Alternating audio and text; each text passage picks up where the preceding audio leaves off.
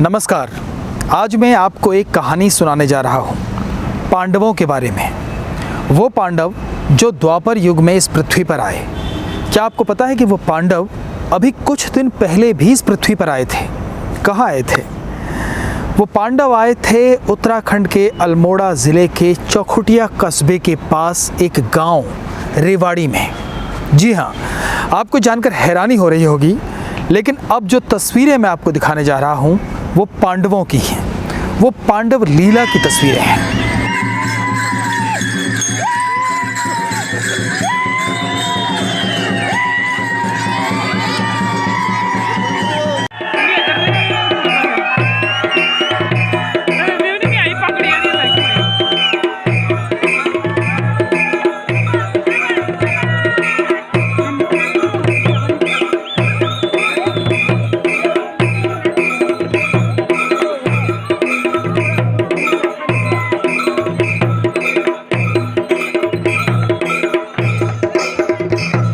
ये तस्वीरें आपको बताती हैं कि कैसे चंद नौजवान लोगों ने, चंद बुजुर्गों ने, चंद जिजीविषा वाले लोगों ने इन पांडवों को द्वापर से कलयुग में बुलाया।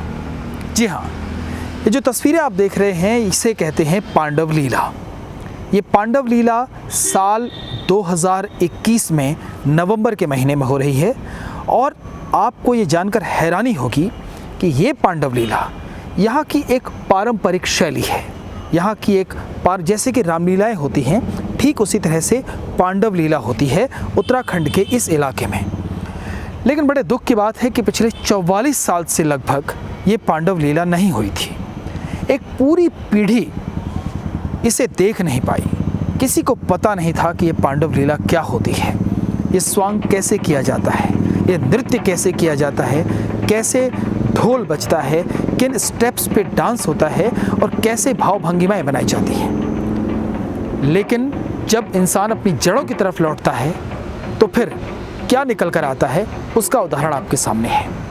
दरअसल जब कोरोना की वजह से लॉकडाउन लगा तो इस गांव के कुछ नौजवान अपने गांव में वापस आए। एक दिन उन्होंने तय किया कि हम अपनी पुरानी शैली को दोबारा से वापस लेकर आएंगे। विचार विमर्श होता रहा, बातचीत आगे चलती रही, लेकिन कोई मूर्त रूप नहीं ले पाई। उसके बाद जब दूसरा लॉकडाउन लगा तो गांव के कुछ भूतपूर्व सैनिक, कुछ ऐसे नौजवान जो दिल्ली और दूसरे शहरों में रहते हैं, उत्तराखंड से बाहर रहते हैं, और साथ में कुछ वहाँ के स्थानीय युवक, उन्होंने एक बार फिर से इस योजना को बनाया और ये तय किया गया कि इस बार पांडव लीला की जाएगी। इस बार वो किया जाएगा जो पिछले 44 सालों में नहीं हुआ। इस बार वो किया जाएगा जिसे कई लोगों ने देखा नहीं। इस बार वो किया जाएगा जिसके बारे में लोग जानते नहीं। इस बार वो किया जाएगा जिसकी कोई लिखी हुई स्क्रिप्ट नहीं है, जिसका गायन लोग भूल चुके हैं, जिसका आभास लोग भूल चुके हैं। और जब मेहनत मन से होती है तो उसका नतीजा भी आता है। कुछ लोग इकट्ठा हुए, नौजवानों की जिजीविषा रंग लेकर आई और 1 नवंबर से इसकी रिहर्सल शुरू हो गई। लेकिन उससे पहले की कहानी ज़्यादा लंबी है। बहुत सारी समस्याएं थीं, स्क्रिप्ट नहीं थी, पात्र नहीं थे, इसे कैसे किया जाता है ये बहुत सारे लोगों को नहीं पता था। लेकिन मन में हौसला था, इसलिए उस कमेटी ने आसपास के गांवों के बुजुर्गों को जोड़ा, ऐसे लोगों को जोड़ा जो इस विधा के बारे में जानते थे, जो इस विधा के बारे में जानते थे, उनसे पूछा। और इस तरह से धीरे धीरे बहुत गहरी रिसर्च के बाद इस पूरी प्रक्रिया को समझा गया। इस पूरी प्रक्रिया में दास मुख्य रूप से उन्हें कहते हैं जो जिनके आसपास ये पूरी संरचना घूमती है। वो ढोल बजाते हैं और उसी ढोल की थाप पर यह पांडव लीला होती है। उन दास को ढूंढा गया, उनसे जानकारी इकट्ठा की गई, गांव के बुजुर्गों से पूछा गया, दूसरे गांव के लोगों से पूछा गया और 1 नवंबर 2021 से इसकी रिहर्सल शुरू हो गई। 18 दिन का कार्यक्रम था। आज की व्यस्त दुनिया में कम से कम 20 दिन की छुट्टी लेकर घर जाना और इन कार्यक्रमों में शामिल होना बहुत कठिन काम होता है। लेकिन फिर वही, जहाँ जिजीविषा होती है वहाँ पर सब हो जाता है। दूसरा बड़ा चैलेंज था पैसे का। 5 लाख रुपये का अनुमान लगाया गया इसमें आएगा।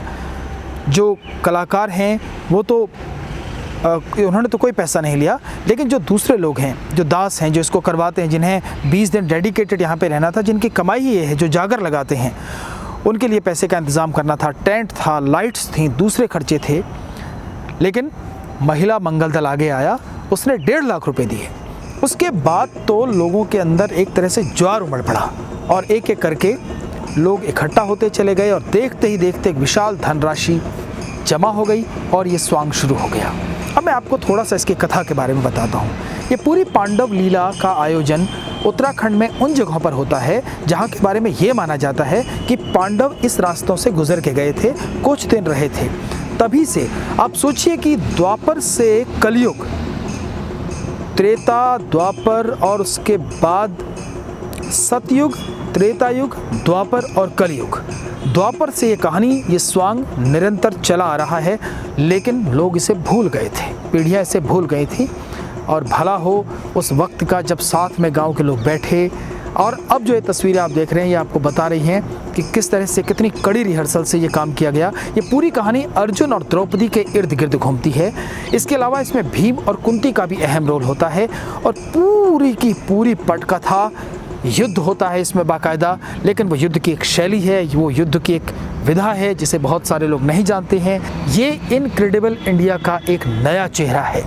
ये वो चेहरा है जिसे अब सामने लाने की ज़रूरत है। जाहिर है ये आसान काम नहीं था, लेकिन फिर भी इसे अंजाम दिया गया। मैं धन्यवाद करना चाहता हूँ नौजवानों का, उन मातृशक्ति का, उन बुज़ुर्गों का, उन भूतपूर्व सैनिकों का जिन्होंने इसे अंजाम दिया। आज ये नौजवान तैयार हैं अपनी इस विद्या, अपनी इस विधा को अंतर्राष्ट्रीय मंच तक ले जाने में। आज वो तैयार हैं इसे भारत के फलक पर ऊंचा उठाने के लिए।